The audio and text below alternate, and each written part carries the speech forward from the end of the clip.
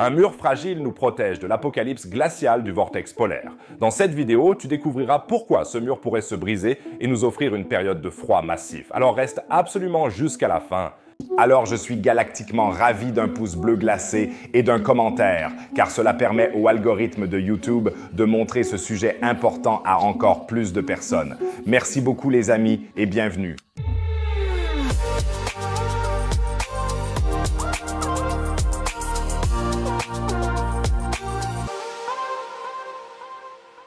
Une gigantesque muraille qui nous protège des hordes glaciales derrière elle.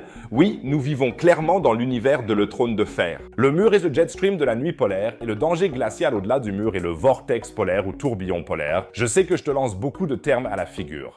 Mais nous allons tout clarifier, progressivement, ne vous inquiétez pas. Alors, qu'est-ce que le vortex polaire? Il s'agit d'une vaste zone, entoure les deux pôles de la Terre et ce en permanence, même si le vortex polaire s'affaiblit en été et se renforce en hiver.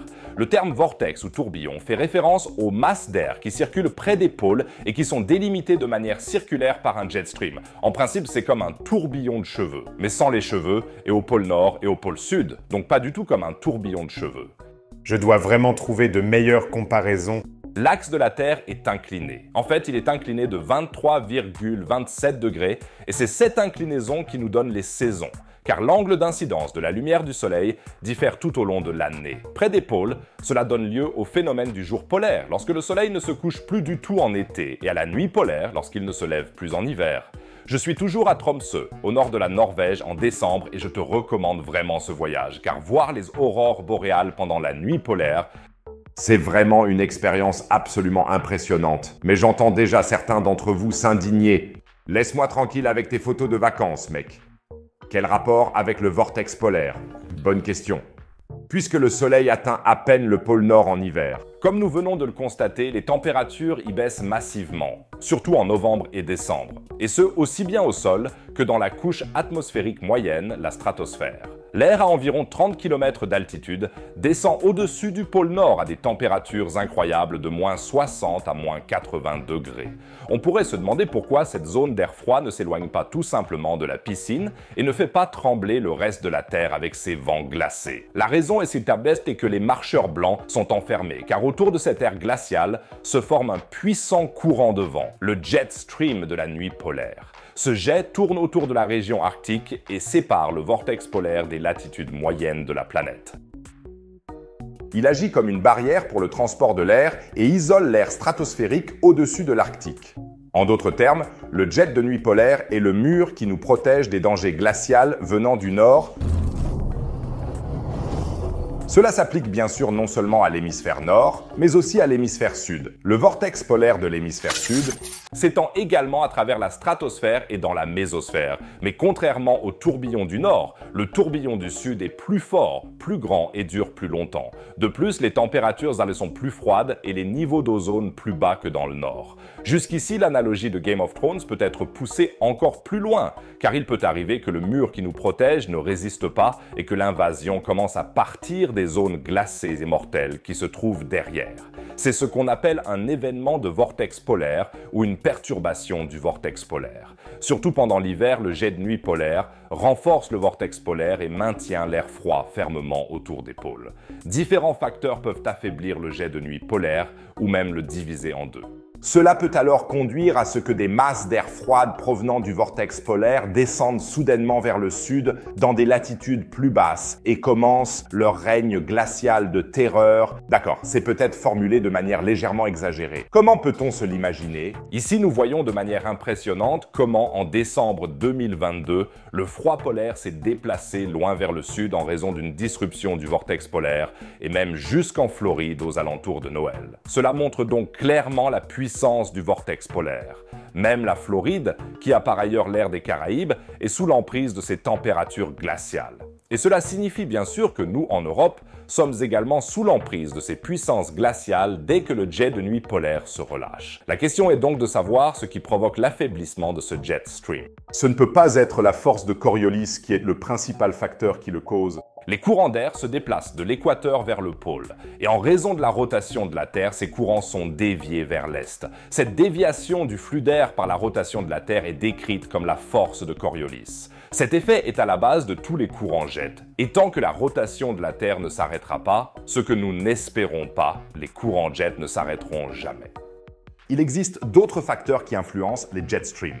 Dans le cas du jet de nuit polaire, c'est surtout la massive différence de température. À l'intérieur des frontières du jet, là où le vortex polaire fait des siennes, il fait incroyablement froid en hiver. De l'air chaud provenant de l'équateur s'écoule vers l'extérieur et rebondit sur la frontière extérieure. Et cette collision entre les températures froides et chaudes, entre l'air à l'intérieur et à l'extérieur du jet de nuit polaire, qui le renforce à son tour. Dans des conditions normales, ce mur tient et résiste aux forces extrêmes qui s'y exercent, mais divers facteurs les poussent à modifier leur trajectoire ou, dans les cas extrêmes, même à se désintégrer. Cela peut se produire par exemple si la différence de pression diminue parce que les températures du sud sont plus froides ou les températures à l'intérieur du vortex plus chaudes que d'habitude.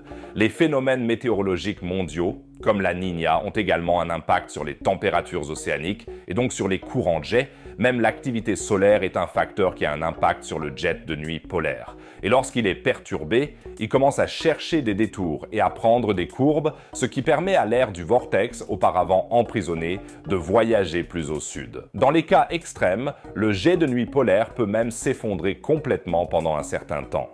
Cela se manifeste généralement par une augmentation rapide de la température dans l'atmosphère au-dessus de la région polaire, allant jusqu'à 50 degrés en quelques jours. Alors certains d'entre vous se demandent « Augmentation de la température, hein? Je voulais voir des marcheurs blancs ». Les températures plus chaudes se produisent parce que le vortex polaire n'est plus limité à un espace restreint, mais se répartit. Il fait donc plus chaud au pôle, mais là où l'air glacé du vortex polaire s'écoule, il fait naturellement plus froid. C'est ce qu'on appelle le réchauffement stratosphérique soudain, en abrégé SSW. L'air froid s'écoule vers le sud, rencontre des couches d'air plus chaud, tout le système du jet polaire s'effondre. Et soudain, des endroits comme l'Allemagne, qui se trouvent normalement en sécurité du côté chaud des jets de la nuit polaire, sont frappés par les voyageurs blancs, le vortex polaire. Regarde cette incroyable photo prise en 2016 par l'astronaute Scott Kelly depuis l'ISS. Nous voyons ici parfaitement où commence le vortex polaire et à quel point cette zone d'air glacé est puissante. Kelly a écrit à ce sujet « Le vortex polaire a l'air froid, même d'ici. Brrr. » Et maintenant, imaginez que ce mur s'effondre et que vous soyez submergé par ces masses d'air glaciales. Bien sûr, ce n'est pas la fin du monde et cela arrive régulièrement. En 2009, par exemple, un hiver record s'est produit en raison d'un événement de vortex polaire. Les températures moyennes de l'hiver 2009 à 2010 ont été inférieures d'1,5 degré à la moyenne. Pendant longtemps, une grande partie de l'Allemagne s'est retrouvée sous une couche de neige qui a duré à Berlin du 30 décembre au 26 février, soit 59 jours sans interruption. Et cela va se reproduire. Tout porte à croire que les disruptions du vortex polaire deviennent plus fréquentes, car l'augmentation des températures dans l'Arctique pourrait entraîner une diminution de la différence de température entre les latitudes polaires et moyennes.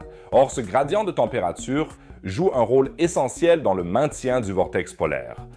Ironiquement, des températures plus chaudes pourraient donc conduire à des états plus instables du vortex polaire et nous offrir ainsi davantage d'hivers records. On ne peut pas encore dire quand le prochain événement de vortex polaire aura lieu. Mais une chose est claire, l'hiver arrive. Je vous tiendrai bien sûr au courant, mais cela n'est possible que si les marcheurs blancs ne m'attrapent pas. Et tu t'abonnes à ma chaîne. Et comme je le sais d'après les statistiques de YouTube, plus de 70% des spectateurs ne sont pas abonnés à la chaîne. Pourtant, c'est totalement gratuit. Ça m'aide énormément et tu ne manques aucune vidéo. Alors les gens, appuyez tous sur le bouton d'abonnement. Ce serait galactique. D'ailleurs, ce n'est pas seulement le froid qui nous menace, mais peut-être aussi une super chaude, gigantesque explosion.